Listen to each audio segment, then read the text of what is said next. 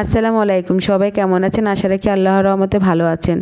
এই তো সকালবেলা ঘুমের থেকে উঠে বারান্দার পর্দাটা সরিয়ে দিলাম, আর এখানে চার কেটলিতে চাটা চালু করে দিলাম, আর এখন পাউরুটিগুলো সেঁকে নিব। তো সকাল থেকে আজকে ব্লগটি শুরু করে দিলাম, আশা রাখি ভালো লাগবে আপনাদের।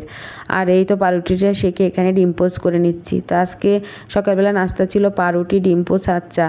তো এখন এই তো চাটাও রেডি করে নিচ্ছি। তো এখন বসে নাস্তা করব, নাস্তা করে চলে যাব ঘরবাড়ি গোছাতে। এই তো ঘরবাড়ি গোছাতে এখানে বেডশিট চেঞ্জ করলাম, এখন মেশিনে কাপড় চোপড় দিয়ে দিব। তো আগের দিনে কিছু কাপড় ছিল, সেগুলো মেশিনে দিয়ে চালিয়ে দিলাম, আর বেডশিটটা পরে দেবো। আর এই তো এখানে আমি ক্যাপসিকাম, গাজর, বরবটি এগুলো কেটে নিচ্ছি। বিকেলবেলা একটু ফ্রাইড রাইস রান্না করবো। আর এখন দুপুরে রান্নার জন্য আমি এখানে আলু, একটু হলুদের গুঁড়ি আর একটু লবণ দিয়ে আমি আলুটা ভেজে নিচ্ছি। তো আমি কোরাল মাছ রান্না করবো, এই জন্য আজকে এইভাবে ভেজে রান্না করতেছি। এখানে পেঁয়াজ রসুন দিয়ে ভালো মতো ভেজে, হলুদের গুঁড়ো, মরিচের গুঁড়ো, জিরে ধনে স্বাদ মতো লবণ দিয়ে ভালো মতো ভেজে মাছটা দিয়ে দিলাম, দিয়ে একটু কষিয়ে নিলাম। এখন এখানে আলু টমেটো দিয়ে আমি এটা ঢাকনা দিয়ে দিচ্ছি। তো এই তো ঢাকনা দিয়ে দিলাম, ভালো মতো জোশ হলে এখানে কয়েকটা কাঁচামরিচ দিয়ে এই তো নামিয়ে নিলাম। আমার রান্না শেষ। আর এখানে আমি ফ্রাইড রাইসের জন্য ভাত রান্না করব।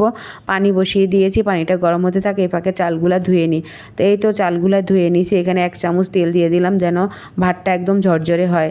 তো এই তো ভাতটা হয়ে গেছে। এখন বারান্দার যেয়ে সব কাপড় চোপড় মেলে দিলাম, দিয়ে এখানে খুবই গরম লাগতেছে, একটু ট্যাঙ্ক গুলে নিচ্ছি। তো ট্যাঙ্ক খেতে খেতে গুলতে গুলতে এখানে ভাতটা হয়ে গেছে। তো এখন নামিয়ে পানি ঝরিয়ে এটা ঠান্ডা জন্য ফ্রিজে রেখে দিব, বিকালবেলা বের করব। আর এই তো এখন বিকালবেলা এখানে স্যুপ রান্না করব। স্যুপ নিয়ে নিয়েছি, থাই স্যুপ। আর এখন এখানে আমি চিকেন আর এখানে আদা কুচি দিয়ে সিদ্ধ করে নিলাম। আর এই তো আমি এখন এখানে 1 পিস মাখন আর এখানে রসুন আর হচ্ছে কর্ন আর চিকেন দিয়ে দিলাম, দিয়ে ভালো করে ভেজে এখানে 1 পিস কাঁচামরিচ দিয়ে দিলাম, দিয়ে এখানে স্যুপের পানিটা দিয়ে দিলাম, দিয়ে এখন এখানে আমি একটু লবণ দিলাম, দিয়ে আমি স্যুপটা আলাদা প্যাকেট গুলে নিয়ে এখানে ঢেলে দিলাম, আর একটু মরিচের গুঁড়া আর আদা পেস্ট দিয়ে দিলাম, দিয়ে ভালো করে নেড়েচেড়ে এই তো স্যুপটা আমার রেডি হয়ে গেছে। আর এখন এখানে ফ্রাইড রাইস রান্না করব। ফ্রাইড রাইসের জন্য এখানে 3-4টা ডিম নিলাম, নিয়ে একটু সয়া সস দিয়ে এটা একটা মাখন দিয়ে আমি কড়াইতে এটা ভেজে নিচ্ছি। তো ঝুরঝুরি করে ভেজে নিব, ভাজা হয়ে গেছে, এখন উঠিয়ে নিচ্ছি। আর এখানে আমি এই তো তেল আর রসুন পেস্ট দিয়ে সব সবজি দিয়ে ভালো করে ভেজে নিচ্ছি।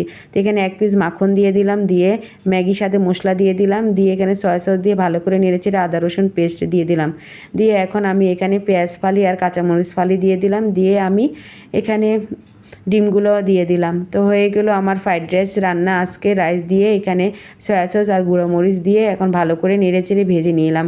আর এই তো এখানে আমি ফ্রাই করব, এখানে আমি ওটস দিয়ে ফ্রাই করব। তো এখানে ওটস আর হচ্ছে ময়দা দিয়ে আমি ভালো মতো মেখে এত তেল গরম বসিয়ে দিয়েছি।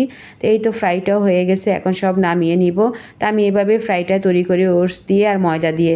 আর এখানে কোরাল মাছের ফ্রাই করব, সেগুলো আমি মেখে নিচ্ছি, মেখে এগুলা এখন তেলের মধ্যে দিয়ে ভেজে নেব। সব কিছু ভাজা কমপ্লিট, এখন ডাইনিং টেবিলে বসলাম খেতে। আশা রাখি ভালো লেগেছে। আল্লাহ হাফেজ।